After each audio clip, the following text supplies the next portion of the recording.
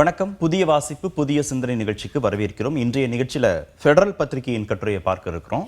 130வது அரசமைப்பு சட்டத்துடைய திருத்தம் திசை திருப்பலா என்ற சாராம்சத்தை ஒட்டி இந்த கட்டுரை எழுதப்பட்டிருக்கு. பத்திரிகையாளர் திரு டி.கே. அருண் இதை எழுதியிருக்கிறார். வாதிப்பதற்காக அரங்கத்திற்கு புதிய தலைமுறை ஆசிரியர் திரு சமஸ் வந்திருக்கார். வணக்கம். வணக்கம் கார்த்திகை. 5 ஆண்டுகள் அல்லது அதற்கு மேற்பட்ட ஆண்டுகள் சிறை தண்டனை பெறக்கூடிய குற்ற வழக்குகளில் கைதாகி பிரதமரோ முதல்வரோ மத்திய அமைச்சர்களோ மாநில அமைச்சர்களோ 30 நாட்கள் பிணையில் வெளியே வராமல் தொடர்ந்து சிறையில் இருந்தால் 31வது நாள் அவர்களை பதவி நீக்கம் செய்ய வகை செய்யும் புதிய மசோதா ஒன்றை மத்திய உள்துறை அமைச்சர் திரு அமித்ஷா நாடாளுமன்றத்தில் தாக்கல் செய்திருக்கிறார். அது குறித்து அந்த கட்டுரை பேசுது. செயற்கையான திசை திருப்பலுக்கு இந்த மசோதா தாக்கல் உதவி செய்யும் அப்படின்னு கட்டுரையை தொடங்கி இருக்கிறார் ஆசிரியர். அவ்வளவுதானா? வேற ஒன்றும் இல்லையா அதில்? இல்லை, அப்படி நான் பார்க்கல. இது திசை திருப்பல் அப்படிங்கிறது இதனுடைய அபாயத்தை, இந்த மாதிரி ஒரு சட்டத்தினுடைய விளைவை ரொம்ப சுருக்கமாக பார்க்கறது. திசை திருப்பல் மட்டுமல்ல, நிச்சயமாக இந்த காலகட்டம், இந்த அரசமைப்பு சட்ட திருத்தத்துக்கான முன்வடிவு கொண்டு வரப்படக்கூடிய காலகட்டம் அப்படிங்கிறது பாரதிய ஜனதா கட்சிக்கு மிக சங்கடமான ஒரு காலகட்டம். அது மறுக்க முடியாது.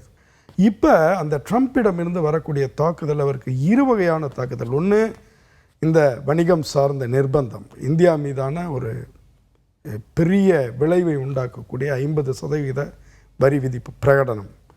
இன்னொரு புறம், இந்தியா பாகிஸ்தான் இடையிலே நடந்த அந்த குறுகிய கால போரில் போர் நிறுத்தம் அறிவிக்கப்பட தான் காரணம் என்று ட்ரம்ப் தொடர்ந்து உரிமை கோரும். இது இந்திய இறையாண்மையின் மீதான மறைமுகமான தாக்குதல், ட்ரம்ப் நிகழ்த்தக்கூடிய தாக்குதல். துரதிர்ஷ்டவசமாக இந்த 2 விஷயத்திலேயே ட்ரம்ப்புக்கு நேரடியாக பதில் சொல்லக்கூடிய இடத்தில் இன்றைக்கு பிரதமர் நரேந்திர மோடி இல்லை.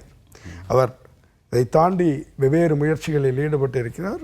அதெல்லாம் சரி. ஆனால் இந்த இடத்தில் அவருக்கு பதில் சொல்லக்கூடிய இடத்தில் நரேந்திர மோடி அவர்கள் இல்லை. அப்படி இருக்கும்போது இந்த மௌனம் என்பது அவருடைய பிம்பத்தை அசைத்து பார்க்கிறது.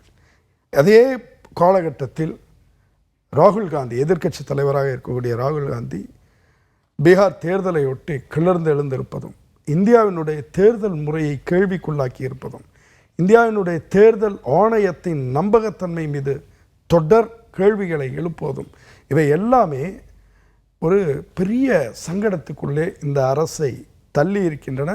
நிச்சயமாக அரசை சங்கடப்படுத்துகின்றன. இதிலிருந்து திசை திருப்பதற்கு இது உதவுமா என்று கேட்டால் நிச்சயமாக உதவும். ஆனால் இது உண்டாக்கக்கூடிய விளைவு இதை காட்டிலும் கடுமையாக இருக்கும் என்பதே என்னுடைய புரிதல். ஆனால் நாடாளுமன்றத்தில் நிறைவேற்றப்பட்டால் தானே, நாடாளுமன்றத்தில் ஆளும் கட்சியான பாஜகவுக்கு போதிய பலம் இருந்து இந்த மசோதா நிறைவேற்றப்பட்டால் தானே நீங்கள் சொல்வதெல்லாம் நடக்கும். அதாவது உங்களுக்கு 3/2 பங்கு உறுப்பினர்களுடைய ஆதரவு இருந்தால்தான் இத்தகைய விஷயங்கள் நடக்கும் என்பது ஒரு சட்ட ஏற்பாடு. நம்ம எல்லாமே கொஞ்சம் கொஞ்சமாக டெக்னிக்காலிட்டிக்ஸ்குள்ளார போகிறோம். இது நடக்காது, அது இல்லை பிரச்சனை. நீங்கள் இப்படியான ஒரு சிந்தனை இருக்கு இல்லையா, இன்னைக்கு நடக்காமல் போகலாம். ஆனால் அடுத்த 5 ஆண்டு 10 ஆண்டு 20 ஆண்டுகளில் யாரோ ஒருவர் இந்த ஏதோ ஒரு காலகட்டத்தில் நிகழ்த்தி விடுவதற்கான சாத்தியத்தை இது உண்டாக்கும் என்பதுதான் என்னுடைய அபாயகரமான தன்மை. ஆனால் பெரும்பான்மை பலம் பெற்ற பாஜக இதை கொண்டு வருதுன்னா செய்ய முடியும். சந்திரபாபு நாயுடு, நிதிஷ்குமார் போன்ற ஆதரவுகளால் ஆட்சியை தக்க வைத்துக் கொண்டிருக்கக்கூடிய பெரும்பான்மை பலம் இல்லாத பாஜக இதை நிறைவேற்ற முடியுமாங்கிற கேள்வி. இது பாஜகவால் இதை இப்போது நிறைவேற்ற முடியாதா என்பதல்ல பிரச்சனை.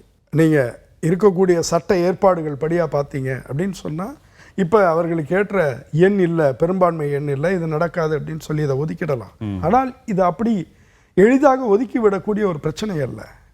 இது இந்தியாவினுடைய கூட்டாட்சி, அதனுடைய ஆன்மா மீது நிகழ்த்தப்படக்கூடிய மாபெரும் தாக்குதல். அப்படிதான் நான் பார்க்குறேன். இந்திய மாநில முதல்வர்கள் மீதான அந்த பதவி மீதான, அந்த பதவியினுடைய இறையாண்மை மீதான ஒரு பெரிய தாக்குதல் முயற்சி அப்படி தான் பார்க்குறேன். நீங்கள் கடந்த 75 ஆண்டுகள் வரலாற்றை எடுத்துக்குவோம். நாம் இதில் பலர் கேட்கலாம், பிரதமருடைய பெயரும் தானே இருக்குது, ஒன்றிய அமைச்சர்கள் பெயரும் தானே இருக்குது, முதலமைச்சர் பெயரும் தானே இருக்குது, மாநில அமைச்சர்கள் பெயரும் தானே இருக்குது. அப்போ பிரதமர் இருக்கும்போது என்ன இதில் தப்பு இருக்க போகுது அப்படின்னு. ஆனால் 75 ஆண்டு கால இந்திய வரலாற்றில் எந்த பிரதமர் தண்டிக்கப்பட்டிருக்கிறார் எனில் எந்த பிரதமர் மீதும் எந்த தவறுமே இல்லை என்று சொல்லிவிட முடியுமா? நீங்கள் குற்ற வழக்கு அல்லது கிரிமினல் வழக்கு அல்லது இந்தியாவில் ஒரு அரசியல் தலைவர் மீதான வழக்கு என்று சொல்லப்பட்டாலே உடனடியாக நமக்கு தோன்றுவது என்ன அப்படின்னு சொன்னால் ஊழல் வழக்கு தான். நான் கேட்கிறேன், இந்தியாவில், சுதந்திர இந்தியாவில் எத்தனை கலவரங்கள் நடந்திருக்கின்றன, எத்தனை சாதி கலவரங்கள் நடந்திருக்கின்றன, எத்தனை மத கலவரங்கள் நடந்திருக்கின்றன, எத்தனை இனக்கலவரங்கள் நடந்திருக்கின்றன? இதற்கெல்லாம் ஆட்சியாளர்களுக்கோடு சம்பந்தமே இல்லாமல் இருந்தது என்று சொல்லிட முடியுமா? இதற்காகெல்லாம் எத்தனை பேர் நிரூபிக்கப்பட்டு எத்தனை பேர் தண்டிக்கப்பட்டிருக்கிறார்கள்? மிக குறிப்பாக இந்திய அரசாங்கத்தினுடைய மையத்தில் இருக்கக்கூடிய பிரதமர் பதவியில் இருந்தவர்களை நம்முடைய விசாரணை அமைப்புகளால் என்ன செய்திருக்க முடிகிறது? இப்போ பிரதமர் பெயரையும் மத்திய அமைச்சர்கள் பெயரையும் இந்த மசோதாக்குள் கொண்டு வந்திருப்பதுங்கிறதே ஒரு கண் துடைப்புன்றீங்க. ஒரு பாவனை. நாம் இப்போ பேசிகிட்டு இருக்கக்கூடிய ஒரு காலகட்டத்தை எடுத்துக்குவோம், கடந்த ஒரு 10 ஆண்டு காலகட்டத்தை எடுத்துக்குவோம். கிட்டத்தட்ட 193 பேர் மேலே நீங்கள் அமலாக்கத்துறை வந்து விசாரணை வளையத்துக்குள்ளார கொண்டு வந்திருக்கு. எத்தனை பேர் மேலே குற்றம் நிரூபிக்கப்பட்டிருக்கு? 400 வழக்குகள் அமலாக்கத்துறையால் பதிவு செய்யப்பட்டு 10 வழக்குகளில் தான் தண்டனை வாங்கி தந்திருக்காங்க. அப்போ மிச்ச வழக்குகள் 2% தான். அப்போ மிச்ச வழக்குகளுடைய நிலை என்ன, அவற்றின் நோக்கம் என்ன? ஆனால் கைது செய்யப்பட்டவர்கள் 4 ஆண்டுகள் 5 ஆண்டுகள் கேட்பாரின்றி சிறையில் இருக்கிறாங்க. நீங்கள் ஒரு சிறையில் இருக்கக்கூடிய 90% பேர் விசாரணை கைதிகள்னா விசாரணை காலகட்டத்திலேயே விசாரணையே அவர்களுக்கு தண்டனையாக மாறுவது தான் இந்திய நீதி அமைப்பு எதிர்கொள்ளக்கூடிய மிகப்பெரிய சவால். இந்திய விசாரணை அமைப்புகள் எதிர்கொள்ளக்கூடிய மிகப்பெரிய சவால். இந்த மாதிரியான ஒரு விஷயத்துக்கான தேவை என்ன எழுது? ஓகே, என்ன சொல்கிறீங்க நீங்கள்? நிறைய பேர் மக்கள் பிரதிநிதிகளாக வரவங்களுக்கு குற்ற பின்னணி வழக்கு இருக்குது, அதுலேருந்து வந்து ஒரு தூய்மையானவர்களை கொண்டு வர வேணும் அப்படிங்கிறது அது நிச்சயமாக நல்ல எண்ணம், அதில் ஒன்றும் பிழை இல்லை. ஆனால் அந்த வழக்குகள் இருக்கு இல்லையா, அந்த வழக்குகளுக்கான அடிப்படை என்ன? எத்தனை வழக்குகள் உண்மையிலேயே நியாயமான வழக்குகளாக அவர்கள் மேலே போடப்பட்டிருக்கு? அப்படி போடப்பட்ட வழக்குகள் அதிகமாக நியாயப்படாதோடு தான் நடந்திருக்கு அப்படின்னு சொன்னால் எத்தனை வழக்குகளில் அவை நிரூபிக்கப்பட்டிருக்கின்றன? குறிப்பிட்ட காலத்திற்குள்ளார விசாரணை முடிக்கப்பட்டிருக்கு. எத்தனை காலகட்டத்துக்குள்ளார முடிக்கப்பட்டிருக்கு அல்லது எத்தனை காலகட்டத்துக்குள்ளார தண்டனை வழங்கப்பட்டிருக்கு? இதையெல்லாம் கடந்த காலகட்டத்தில் தொடர்ந்து நாம் விவாதிச்சுட்டே தானே இருக்கோம். அப்போ குற்ற பின்னணி உள்ளவர்கள் அரசியலுக்குள்ளே வராமல் தடுக்கணும், அதுதான் சிறந்த வழியா? ஆமாம், அது தேர்தலுடைய ஒரு அங்கமாக அது மாறணும். தேர்தல் சீர்திருத்தத்தினுடைய ஒரு அங்கமாக அது மாறணும். நீங்கள் தடுப்பாரன்னு நான் என்ன சொல்கிறேன்னு சொன்னால், தேர்தலுக்கு முன்னாடி வரையறையை கொண்டு போய் அந்த சல்லடையை வைங்க, அங்கேயே வடிகட்டுங்க. நீங்கள் அந்த இடத்துல வடிகட்டுறதை விட்டுட்டு இங்கே வந்து வடிகட்டுறேன்னு சொல்கிறது வந்து சரி கிடையாது. இரண்டாவது விஷயம், அங்கே நடக்கிற வடிகட்டல்லையுமே நான் என்ன சொல்கிறேன்னா, நீங்கள் ஒரு சாதாரண விஷயத்தில் வழக்கு இழுத்தடிக்கிற அதே தாமதத்தை அங்கு செய்யாமல் இருப்பதற்கு என்ன ஏற்பாடு செய்யணுமோ அதை நீங்கள் செய்யணும்.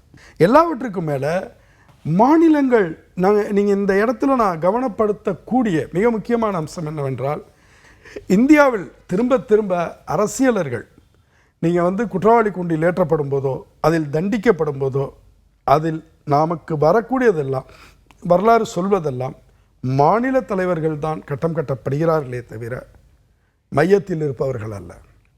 சமூக பின்னணியிலும் சரி, அரசியல் பின்னணியிலும் சரி. நம்முடைய நீதி அமைப்புகள் முன்பு சுக்ராமை நினைத்து பாருங்கள், இன்னொரு புறம் பங்கார லட்சுமணனை நினைத்து பாருங்கள்.